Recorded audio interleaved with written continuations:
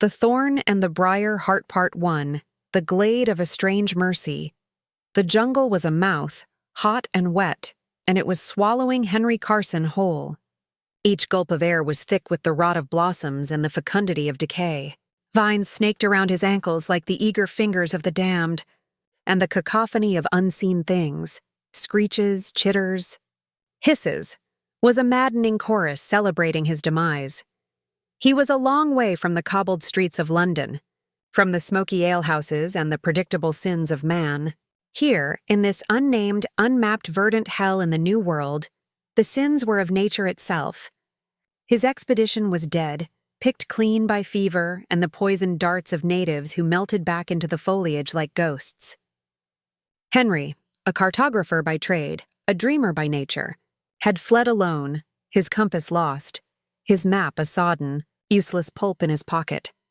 A fever had taken him days ago, a fire in the blood that made him see phantoms in the shifting shadows. He stumbled, his boot catching on a gnarled root, and he fell, tumbling down a muddy embankment.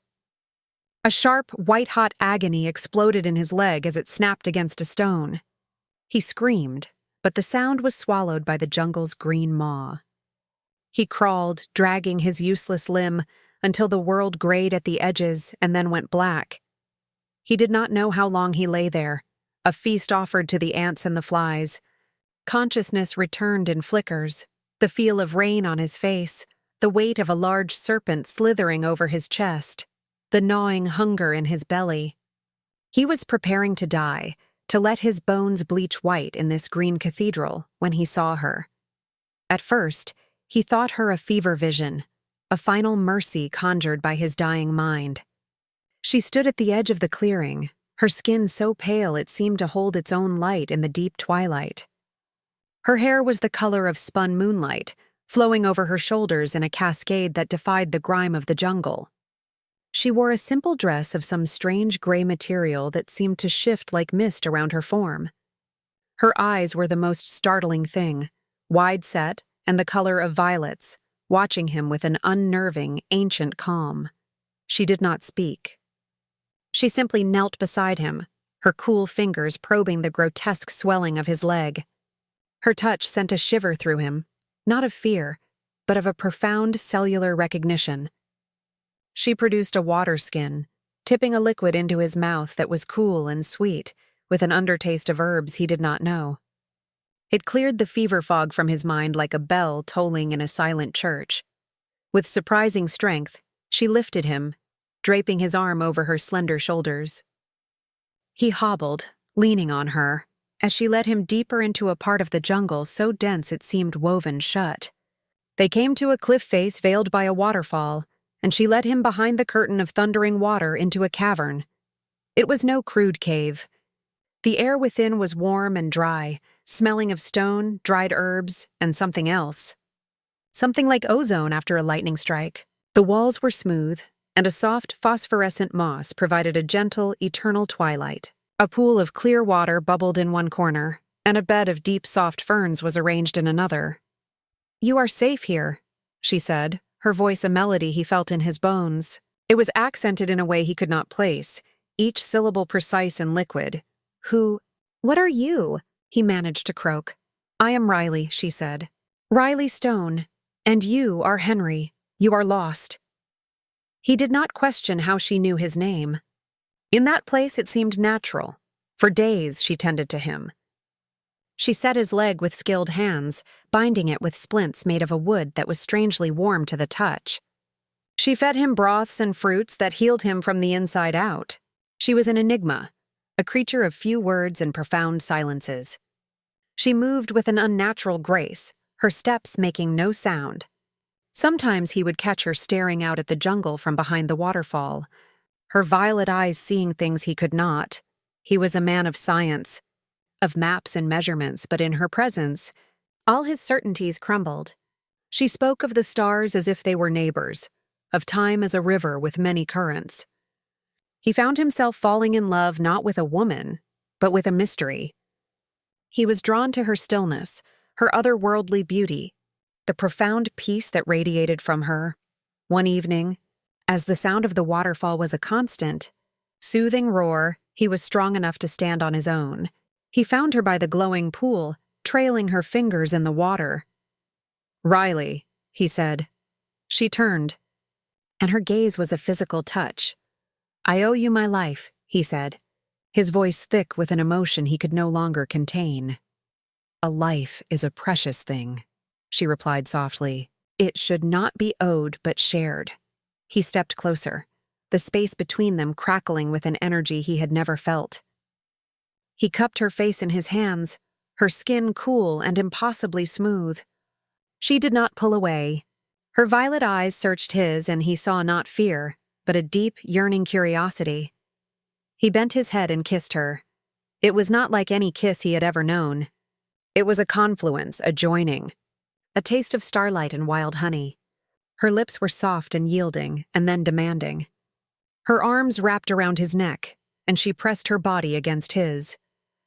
The simple dress of mist gray fell away from her shoulders as if it were smoke, revealing a form of such perfect alien beauty that it stole his breath. Her skin was flawless, her breasts high and firm, her waist narrow. She was a statue come to life, carved from moonlight. They sank onto the bed of ferns. There was no hesitation, no shame. His hands explored the map of her body, a territory more wondrous than any he had ever charted. She responded with a fervor that was both innocent and ancient, her touches, her kisses, her soft cries a language of pure sensation. When he entered her, it was with a sense of homecoming, of a lock finally finding its key. Her eyes, locked on his, swirled with galaxies of violet light. The world outside, the jungle, his past, all of England, ceased to exist. There was only this cavern, this joining, this strange and beautiful woman who was remaking him with every shuddering, ecstatic breath. Afterward, they lay entwined, the luminescent moss casting shifting patterns on their skin. "What are you, Riley?" he whispered into her hair. She was silent for a long time. "I am from elsewhere, a place that is dying. I am a warden, a keeper of a gate that should never be opened. I came here to forget my duty. I came here to feel human." He didn't understand, not fully, but he didn't care. She was his. The weeks that followed were an idyll, a pocket of paradise snatched from the jaws of a savage world. They became lovers in truth, their bodies learning the secret geographies of each other. They swam in the glowing pool, foraged for strange fruits. And he told her of London, of ships and kings, while she listened with the rapt attention of one hearing a fairy tale. He taught her the physical love of man and woman, and she, in turn, revealed a depth of passion that was both terrifying and glorious. One afternoon, as a tropical storm raged outside, muffled by the waterfall, she took control. She pushed him onto his back, her moonlight hair a curtain around their faces. Her kisses were fierce, possessive. She moved atop him with a primal rhythm, her head thrown back, her back arched. The storm outside seemed to echo the one she was conjuring within him. Lightning flashes from the cave entrance illuminated her face, and for a fleeting second, he saw not ecstasy, but a terrible cosmic sorrow in her eyes. Then it was gone, replaced by a cry of release that was half sob, half triumph as she collapsed onto his chest. "I love you." "Henry Carson," she breathed, her voice ragged. "And I you." "Riley Stone," he vowed, kissing her brow, "for all my days." But their days were numbered. He woke one morning to a profound silence. The waterfall's roar was gone. He was alone. The cavern felt empty, bereft of her energy. On the stone where she usually sat, a single perfect white flower lay, its petals like carved alabaster, and beside it, a lock of her moonlight hair tied with a blade of grass. Panic, cold and sharp, seized him. He scrambled out of the cavern. The waterfall was flowing again, but Riley was gone. He called her name until his voice was hoarse, but the jungle gave back only its own indifferent sounds. She had vanished as mysteriously as she had appeared. For 3 days, he waited, a gnawing dread growing in his gut. She was not coming back. Something had taken her, or she had left him. The latter thought was a poison in his soul. He packed what little he had, a knife she had given him, the water skin, the white flower and the lock of hair tucked into a small leather pouch against his heart. Henry Carson, the cartographer, would now map a new, more terrible territory, the landscape of loss. His journey to find Riley had begun. Part 2. The village of whispers and flesh. His broken leg, though healed, was a constant ache, a reminder of his vulnerability. He followed the only clue he had, a feeling, a pull in his blood, a compass needle in his soul that pointed north, deeper into the heart of the unknown. After a week of arduous travel, he stumbled upon a village. It was not a native settlement, but a ragged collection of huts populated by the dregs of the colonial world. Runaway, indentured servants, deserters, pirates, and fugitives. It was a place without God or law, a festering sore on the jungle's skin. It was called by its inhabitants Sanctuary. The name was a cruel joke. The air here was thick with the smell of unwashed bodies, cheap rum, and despair. Henry, gaunt and wild-eyed, was immediately marked as an outsider. He found the closest thing to a tavern, a large hut with a dirt floor and a barrel of foul liquor as its centerpiece. He needed information. He needed to know if anyone had seen a woman with hair like moonlight and eyes like violets.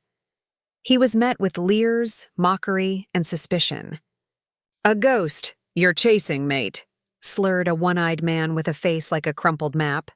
Or a fever dream. Best to forget her, but Henry could not forget. He spent his last few coins on a cup of rum, hoping to loosen tongues. It was then he met Alara. She was a side of beef wrapped in stained leather, a mountain of a woman with a shock of red hair, and a face that had been handsome before life, and hard liquor had taken their toll. She was the village's self-appointed constable, midwife, and undertaker. "You look like death warmed over," she grunted, sliding onto the bench opposite him. Her eyes, a sharp, intelligent blue, scanned him. "And you're asking questions that attract the wrong kind of attention." "I have to find her," Henry said, the desperation raw in his voice. Alara studied him for a long moment. "I've seen no woman like that, but I've heard stories, whispers from the trappers who go deep into the misty valleys to the north. They speak of a pale watcher in the mountains. They say she's not of this earth. They also say the path to her is guarded by things that are best left alone." "What things?" "Demons that wear the skins of men," she said, her voice dropping. "Angels that bleed black ichor. The fair folk who are neither fair nor kind. This land, it's thin here, cartographer. The veil between worlds is ragged. Things slip through." She leaned closer. "The men who run this village, they're not just scum. They worship something. They make sacrifices to it in the old stone circle deep in the jungle. They call it the Briar heart, and they like to offer it pretty things." A cold dread wrapped around Henry's heart. "Riley, if your woman is what the stories say, she'd be a prize beyond compare for them." Alara's gaze was pitying. "Leave this place. Go back to your ship, your world. What lies ahead will break you." "I can't," Henry whispered. Alara sighed. "Then you're a fool. But a brave one. Stay close to me. Don't wander at night." That night, Henry learned the true horror of Sanctuary. He was given a pallet in a corner of Alara's hut. He was drifting into a fitful sleep when he heard the screams. Not screams of fear, but of a terrible, ecstatic agony. He crept to the window. In the center of the village, a bonfire roared. The men of the village were gathered in a circle, chanting in a guttural tongue. In the center, two of them held down a young native girl, her eyes wide with terror. Their leader, a hulking brute named Mordant, stepped forward. He was holding a crude, thorny circlet that seemed to pulse with a dark inner light. "An offering to the Briar heart," Mordant roared. "So our hunts may be plentiful, so our strength may endure." He forced the thorny circlet onto the girl's head. The thorns dug deep, and as she screamed, the vines of the circlet seemed to come alive, writhing and burrowing into her flesh. Her body convulsed, her skin paling, her life force visibly draining away into the Briar heart, which glowed ever brighter. When it was over, she was a desiccated husk, and the men fell upon her body in a frenzy, not of lust, but of a cannibalistic hunger, tearing at the dry flesh. Henry turned away and vomited. This was the world Riley was lost in. This was the darkness that sought her. The next morning, his resolve was steeled into cold, hard iron. He would go north. Alara, seeing the change in him, provided him with a proper musket, powder, and shot. "You'll need this more than I will," she said. "The things in the mountains. Lead and iron sometimes work, sometimes they don't." As he prepared to leave, Mordaunt and his men blocked his path. "Leaving so soon, pretty man?" Mordaunt sneered, his breath foul. "We don't like strangers who come and go as they please. You owe a toll for our hospitality." "I have nothing," Henry said, his hand tightening on the musket. "Oh, I think you do," Mordaunt said, his eyes glinting. "That little pouch you keep touching. What's in it? A lucky charm?" Henry's blood ran cold. The pouch with Riley's flower and hair. Before he could react, 2 men grabbed him from behind. A third punched him hard in the gut, driving the air from his lungs. They dragged him into a nearby hut and threw him to the dirt floor. Mordaunt loomed over him, tearing the leather pouch from his neck. He opened it and laughed, holding up the lock of Riley's hair. It seemed to shimmer even in the dim light. "What is this? A witch's token?" "Give it back!" Henry snarled, struggling against the men holding him. Mordaunt's grin vanished. "I think I'll keep it, but you need to learn your place." He nodded to his men. "Hold him down." What followed was a violation that scarred Henry's soul as deeply as any physical wound. They held him face down in the dirt, his breeches torn away. Mordaunt took him first, a brutal, painful act of domination that was over quickly, but left a stain of utter humiliation.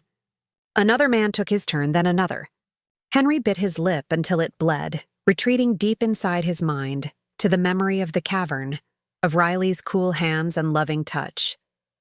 It was the only way to survive. When they were finished, they spat on him and left him lying in his own blood and filth. It was Alara who found him. She said nothing, her face a mask of grim sorrow. She cleaned him, gave him a clean set of clothes, and handed him his musket and the recovered pouch. The lock of hair was gone, but the white flower remained, miraculously untouched. The flower. "It burned Mordaunt's hand when he tried to take it," she said, her voice filled with a strange awe. "Your woman. She left you a protection. Now go, before they decide to finish the job." Henry Carson walked out of sanctuary a different man. The dreamer was dead, murdered in that filthy hut. What remained was a creature of purpose and rage. The horrors of the world were no longer abstract. He had felt them inside him, and he would walk through 1,000 more hells to find the one light that could make him clean again. Part 3. The Misty Valleys and the Fair Folk North of Sanctuary. The jungle gave way to misty, high-altitude valleys shrouded in perpetual twilight. The trees were twisted and grotesque, their branches like clutching claws. Strange, phosphorescent fungi dotted the landscape, and the air was cold and thin. This was a land of whispers and echoes. Henry's journey became a surreal nightmare. He saw things, figures made of mist that beckoned him towards precipices, faces that formed in the bark of trees only to dissolve into weeping sap. He heard Riley's voice calling his name, a siren song leading him astray. He learned to distrust his senses. He was starving, surviving on insects and bitter roots, when he stumbled into a clearing that was too perfect to be natural. The grass was emerald green, and flowers of impossible colors bloomed in intricate patterns. In the center stood a circle of standing stones, older and more finely wrought than the one near sanctuary. Exhausted, he collapsed at the base of one of the stones, clutching the white flower to his chest. He was woken by the feeling of being watched. Surrounding him were a dozen figures. They were breathtakingly beautiful, tall and slender, with pointed ears and eyes that held the ancient cold of deep space. They were clad in armor that seemed grown from living wood and silver. The fair folk. One of them, a male with hair like flowing silver and eyes of piercing blue, stepped forward. He looked at Henry with disdain. "A mortal," he said, his voice like the ringing of crystal bells. "You trespass in the glade of moondreams. Your stench of pain and iron offends us." "I seek a woman," Henry said, his voice raspy. Riley Stone, pale with violet eyes. "Have you seen her?" A flicker of something, recognition, fear, passed through the silver-haired one's eyes. "The gate warden. You are too late, mortal. The Thorns have her." "The Thorns? What are the Thorns? Where?" "The Briar heart seeks to consume her light," the fairy said, ignoring his questions. "To use her power to tear the veil wide open. This world, and all others, will be a feast for the demons of the void." He looked Henry up and down. "You love her. A curious, fragile thing, mortal love. It might be the key. Or it might be your damnation." The fairies gave him food, a bread that was light as air and a wine that tasted of starlight and memory. It revived him, healing the last of his wounds and filling him with a preternatural strength. But he knew it came with a price. "We will show you the path to the Mountain of Thorns," the silver-haired fairy said. "But you must give us something in return." "I have nothing left to give," Henry said. "Oh, but you do." The fairy smiled, a cold, sharp thing. "When you find her, you will have a choice. A terrible choice. We see it, a fork in the river of time. We want you to promise that you will choose the path that serves our kind." Henry, desperate, agreed. "I promise." The fairy's smile widened. "A mortal promise is a binding chain. Do not forget." He pointed a long, pale finger towards a narrow pass between two jagged peaks. "There. But beware the fallen who guard the lower slopes. They hate the light she carries, and they will hate you for seeking it." As Henry entered the pass, the leader of the fairies called out after him, his voice echoing strangely. "And cartographer, do not trust the angels. They would see this world burn to purify it." Part 4, The Mountain of Thorns and the Fallen. The mountain was a blasphemy against nature. It was not made of rock, but of a dense black thorny briar that pulsed with a slow rhythmic beat, like a gigantic heart. The Briar heart. The air thrummed with its malevolent energy. The path up its side was a treacherous spiral, carved between the grasping, venom-tipped thorns. He had not gone far when he was confronted by the fallen. They had once been angels, that much was clear. Tattered, gray-feathered wings dragged behind them, and they wore armor blackened and scarred. But their beauty was twisted into masks of fanatical rage. Their eyes burned with a harsh white light. "Halt, creature of clay!" One boomed, its voice causing the very air to vibrate. "You carry the stink of the outer one. The abomination must be scoured from this reality. The gate must be sealed, and all that slipped through must be unmade." "I just want to save her," Henry yelled, raising his musket. "Salvation is only through purification," the angel shrieked. "To love her is to love chaos. To save her is to condemn countless worlds."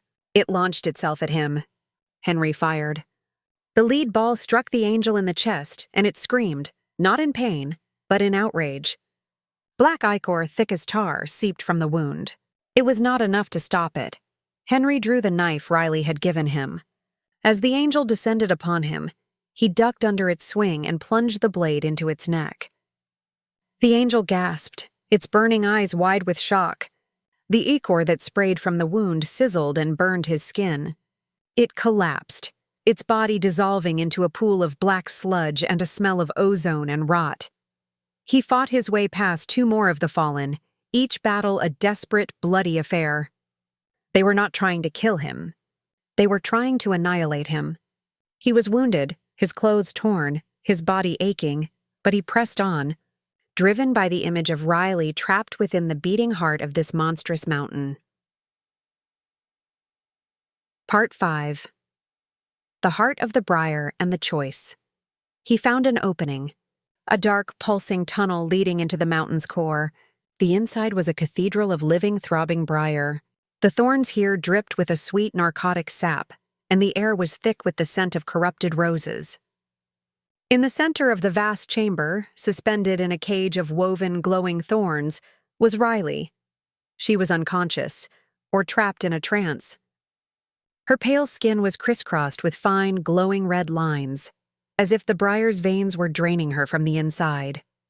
Her beauty was ethereal, a stark contrast to the grotesque reality of her prison.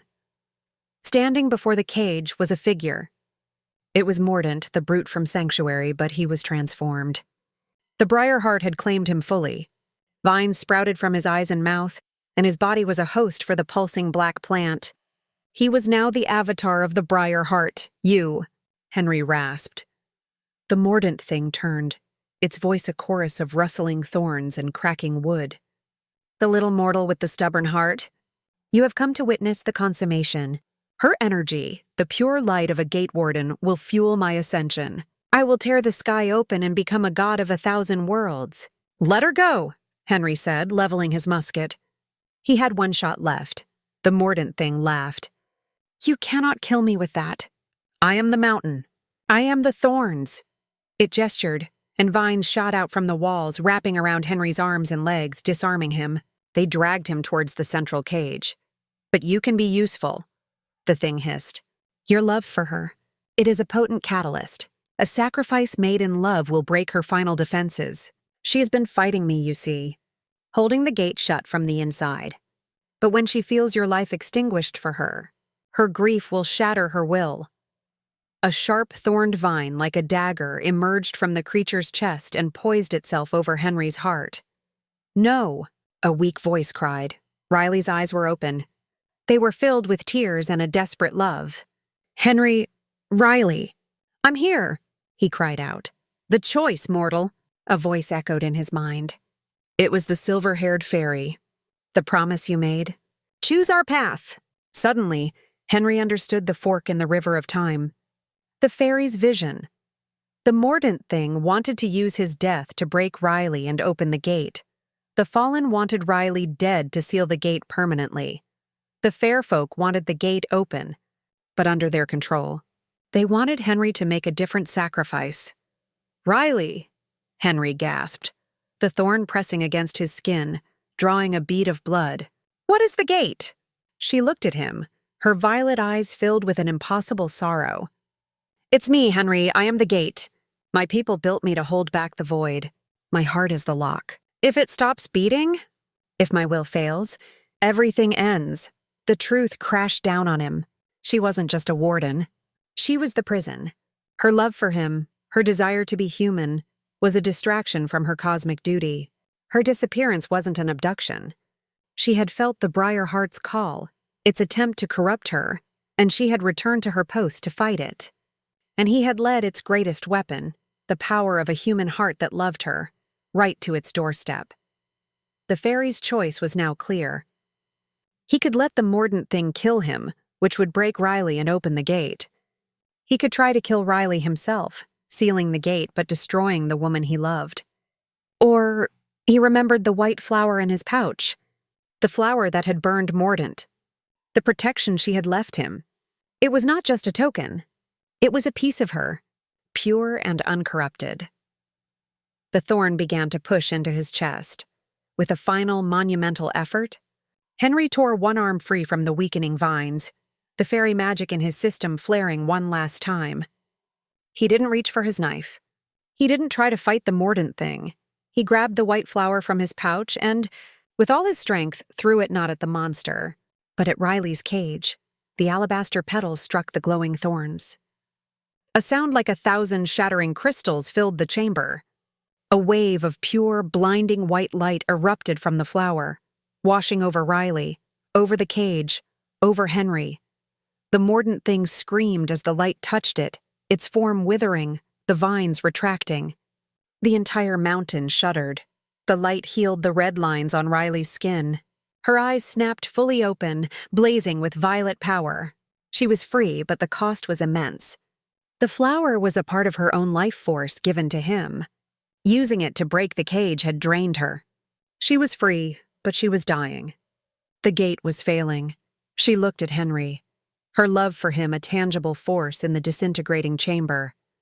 The gate must be held, Henry, she whispered, her voice faint. It is who I am.